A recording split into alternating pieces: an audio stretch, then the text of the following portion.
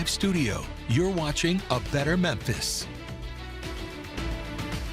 Well, Mud Island will soon have a new tenant. The old Mississippi River Museum is being reimagined into an all-new immersive experience. Baron von Opperbean and the River of Time. This project was announced back in June. And joining us on A Better Memphis today to talk about the project's progress is Marvin Stockwell, the COO of BVO. Good to have you with us here, Marvin. So glad to be here. I really appreciate you having me. Well, we're glad you came in. Well, first tell us what this new adventure play park will include and how it will help bring people back to Mud Island. But you said there are people still going to Mud Island. Yeah, that's been the shocker for me. You know, it's still a wonderful park. You know, like people still bring their kids down there and walk the river walk. The river walk might not be full. They're working on that, I hear. But so no, Baron von Opperbean and the River of Time, or BVO for short, is an immersive experience. It's going to be like essentially like walking around inside a video game, except you're in a physical space. Oh, wow. It's extended by screens. It's kind of a choose your own adventure, projection mapping, spatial audio. Right. So the immersive industry is really exploding across the United States and the world. And growing quickly. So we're figuring, why can't Memphis be part of that economy? Why can't downtown get a shot in the arm? And I think it would be great for our economy. So we're raising funds, and we're building the things with seed funding, and we're pursuing all make and manner of other ways to raise money.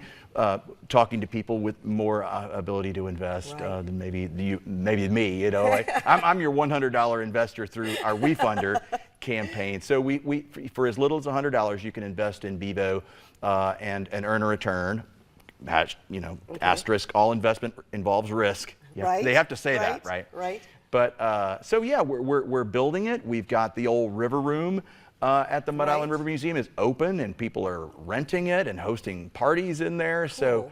So little by little, we're bringing the site back to use. How did this come about? I mean, how did you come up with this idea? Yeah. So my friend Christopher Reyes did a pop-up Baron von Opperbean in 2020, and it was incredibly successful. They sold 4,000 tickets in 2 days, and even during the pandemic, they got 4,000 people through that in 2 months. So what that told him was, well, there's a desire for this, right? So then after that success, he was right to ask, where do I take it next? And his first idea was, I'm going to put it in the Coliseum. And so he turns to me, his buddy, who's been working on, a lot of people know I've been working on reopening the Coliseum for years, so I do know a thing or two about the Coliseum. In hindsight, I think it was too big of a leap to make, to go from a 2,000 square foot pop-up to the Mid-South Coliseum.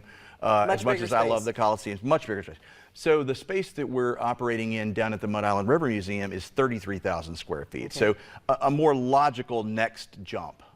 But even then, it'd be 16 times as big as the original BVO. But we're excited about it. Wonderful. This project was been created and carried out by local creatives, filmmakers, musicians, artists. What is the importance of having Memphians part of making this project happen? I'm so glad you asked that, because like from an ethos perspective, we want this not just to be about us 4 BVO co-founders coming up with a good idea, opening it up and selling tickets and making money.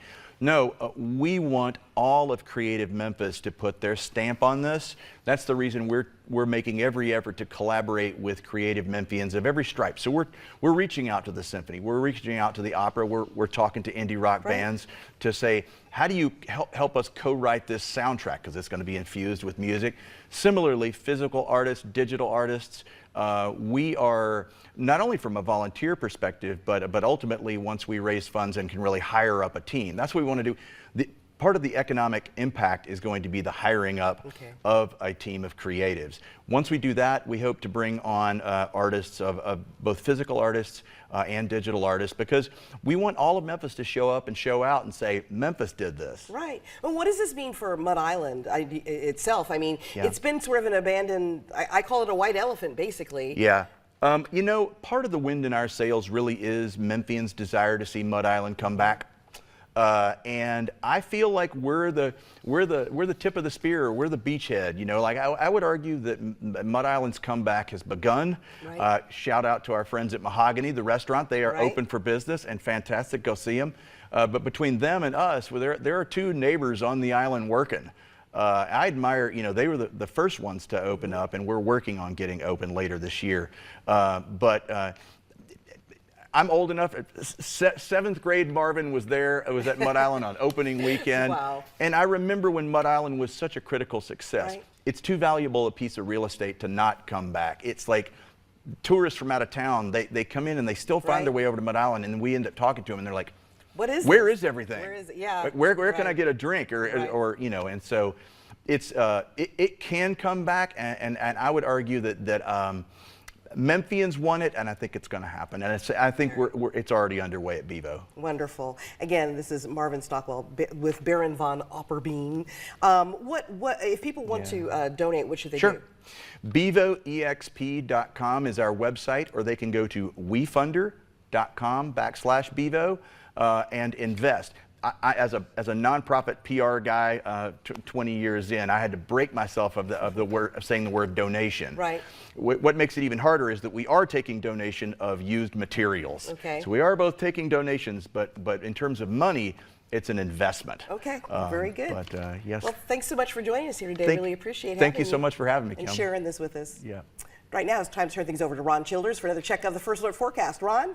Yeah, let's do it. I tell you what, we've got some